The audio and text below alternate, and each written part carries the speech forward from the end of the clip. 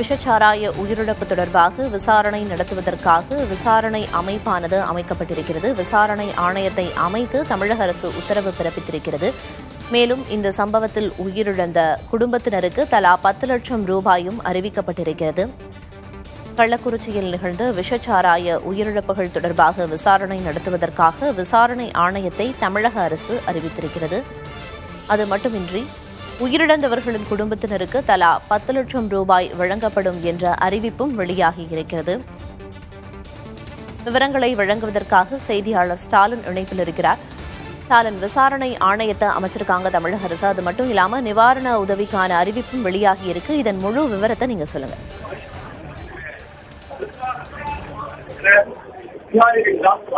பிரியதர்ஷினி, கள்ளக்குறிச்சி மாவட்டத்தில் ஏற்பட்டுள்ள இந்த சம்பவம் தொடர்பாக முழுமையான விசாரணை மேற்கொண்டு இது நிகழ்ந்ததற்கான அனைத்து காரணங்களையும் கண்டறியவும் எதிர்வரும் காலங்களில் இது போன்ற சம்பவங்கள் தமிழகத்தில் மீண்டும் நடைபெறாமல் இருக்க மேற்கொள்ள வேண்டிய நடவடிக்கைகள் குறித்து அரசுக்கு ஆலோசனை வழங்கிட ஓய்வு பெற்ற உயர்நீதிமன்ற நீதிபதி கோகுல்தாஸ் தலைமையில் ஒரு நபர் ஆணையம் அமைத்திட தற்போது உத்தரவு பிறப்பிக்கப்பட்டது. தமிழ்நாடு முதலமைச்சர் இந்த உத்தரவை பிறப்பித்திருக்கிறார். இந்த ஆணையம் சம்பவம் குறித்து முழுமையாக விசாரித்து தங்களுடைய பரிந்துரைகளை 3 மாதங்களுக்குள் வழங்கும் என்றும் இதன் மூலமாக தெரிவிக்கப்பட்டுள்ளது.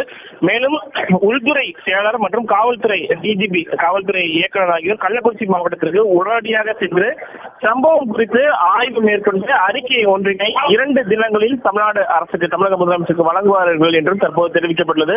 மேலும் மருத்துவ மற்றும் மருத்துவத்துறை அமைச்சர் அதே போல நேரடியாக சென்றிருக்கிறார்கள். கள்ளக்குறிச்சி அரசு மருத்துவமனை, பாண்டிச்சேரி ஜிப்மர் மருத்துவமனை, சேலம் மற்றும் விழுப்புரம் மருத்துவமனையில் சிகிச்சைக்கு அனுமதிக்கப்பட்டுள்ள நபர்களின் உடல்நிலை தொடர்ந்து கண்காணிக்கப்பட வேண்டும் என்றும் அங்கு அவர்களுக்கு தேவையான சிறப்பு சிகிச்சை வழங்கப்படுவது உறுதி செய்யப்பட வேண்டும் என்றும் தமிழ்நாடு முதலமைச்சர் உத்தரவிட்டார். இந்த சம்பவத்தில் உயிரிழந்தவர்களுக்கு தலா 10 லட்சம் ரூபாய் அவருடைய குடும்பத்துக்கு வழங்கப்படும் என்றும் தற்போது தெரிவிக்கப்பட்டிருக்கிறது. இந்த சூழலில் உயிரிழந்தவருடைய குடும்பத்திற்கும் உறவினர்களுக்கும் தன்னுடைய இரங்கலை ஆறுதலையும் தெரிவித்துக் கொள்வதோடு உயிரிழந்தவருடைய குடும்பத்தினருக்கு தலா 10 லட்சம் ரூபாயும் மருத்துவமனையில் சிகிச்சை பெற்று வருபவர்களுக்கு தலா 50,000 ரூபாயும் முதலமைச்சரின் பொது நிவாரண நிதியிலிருந்து வழங்க தற்போது தமிழ்நாடு முதலமைச்சர் உத்தரவிட்டுள்ளார்.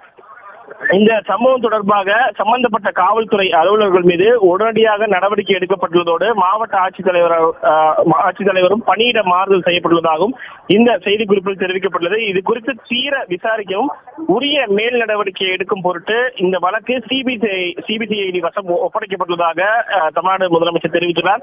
இச்சம்பவத்தில் விஷச்சாராய விற்பனையில் தொடர்புடைய 4 நபர்கள் கைது செய்யப்பட்டுள்ளதாகவும் இதில் தீவிர விசாரணை மேற்கொண்டு குறிப்பாக இந்த விஷச்சாராயம் தயாரிக்க மெத்தனாலை வழங்கியவர்களை கண்டறிந்து அவர்கள் மீது கடுமையான நடவடிக்கை எடுக்கப்படும் என்றும் தற்போது தமிழ்நாடு முதலமைச்சர் உறுதியளித்துள்ளார். உடல்நலம் பாதிக்கப்பட்டு சிகிச்சை பெற்ற ஒருவர்களுக்கு சிறப்பு சிகிச்சை அறிவுறுத்தலோடு பாதிக்கப்பட்டவர்களை சந்தித்து ஆறுதல் தெரிவிக்க அமைச்சர்கள் நேரடியாக சென்றிருப்பதாக தெரிவிக்கப்பட்டுள்ளது. இந்த சம்பவத்தில் 34 நபர்கள் உயிரிழந்திருப்பதாக அரசு செய்திக்குறிப்பில் தெரிவிக்கப்பட்டுள்ளது. அதாவது அதிகாரப்பூர்வமாக 34 நபர்கள் உயிரிழந்திருப்பதாக தற்போது இதன் மூலமாக தெரிவிக்கப்பட்டுள்ளது.